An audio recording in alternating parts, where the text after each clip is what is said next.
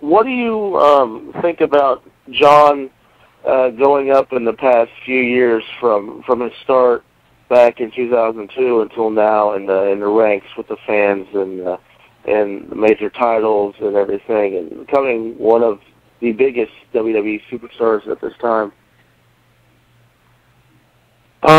I guess the easiest way to answer your question would be that everything that he or any other professional wrestler has done in the business, I think when you reach that status, you work your ass off to get there. And I'm not saying this because he's my son. This young man has a work ethic that is just nuts, unbelievable. When he had his pectoral torn off the bone, he refused to give up. He continued. He worked out harder than he should. When he had the fused spine, he did the same thing. I mean, look at Orton, look at Batista, look at how these men, who I consider to be at the top of their game, are still with it, and they earn everything they get. So I hope I've answered your question the way you wanted, but that's how I truly feel. He's worked hard. You know, the guy you see in the ring, John Cena Jr., is the real deal. That's the real John Cena. That's who I lived with. That's my son. That's just who he is. So he's worked hard. He's not afraid to put extra time in, to work hard, to give advice, take advice. And I think that's why you see the success that's there today. What was it like for you to get to work with Cactus Jack in your many years with WWE and WCW? Cactus Jack, let me put it this way. As successful as he is and has been, athleticism and power and strength wasn't his strong point. I mean, he was a big, strong guy, don't get me wrong, but what he relied on most was his brain. And a very intelligent man, and we've all found that out. He's wrote several best-selling books. He was very creative in the WWE, where he was allowed to be creative. But what Mick Foley did early on in his career is he was willing to do things, throughout his career, really, early on, but he was willing to do things that other people just weren't willing to do, and to sacrifice his body. I mean, evidence of the matches he had with me, and obviously the most famous one now is the one with Undertaker. I mean, and the Hell in a Cell match. He did. Wow, it's just incredible. So, he was willing to do stuff with his body, and he's been very successful at it. But just a great guy, and quite a character, to say the least. Well, Paul, if you could pick maybe one or two certain moments in your career with WWE, what would be some key moments in your career that you remember right off the top of your head that you would say were some wonderful career points? Wow, there's so many highlights for me personally. Obviously, well, I mean, it might be looked at as silly, but I'll try and list them off quickly so that I don't take up too much time.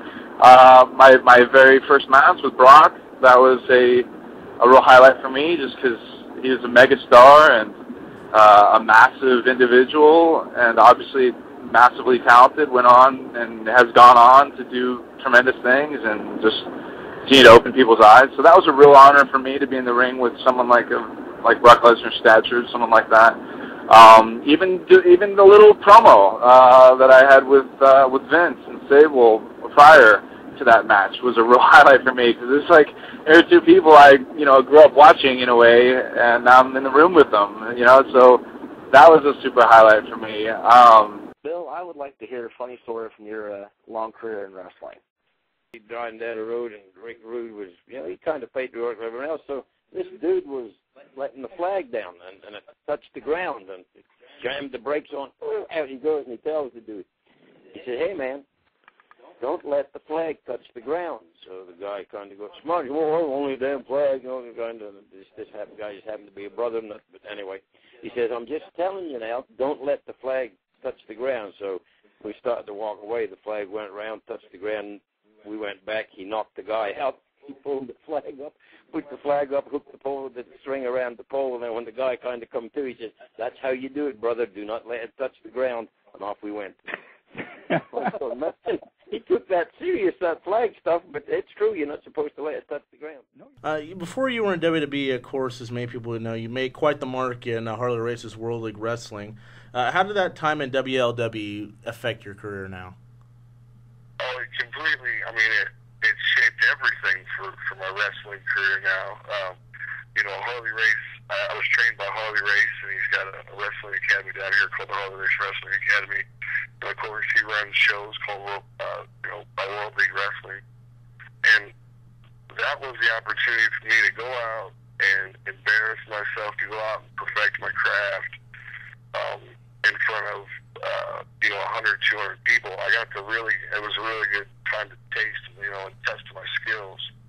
And it was also a great time where, Harley could sit there and watch and see how I reacted to the people, and the people reacted to me, and what I did from then on.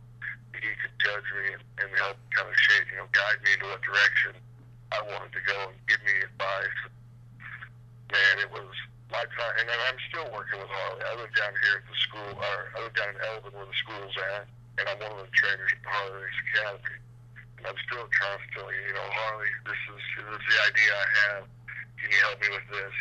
He's the Bible of pro wrestling. There's not too many things Harley Race hasn't done.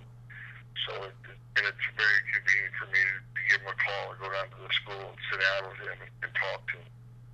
Really, it's a great advantage for me. Yeah.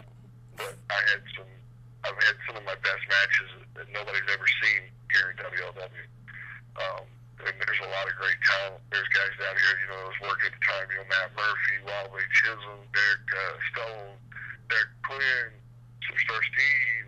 I mean, there's a lot of good guys down here that really never got their opportunities, but were fantastic wrestlers.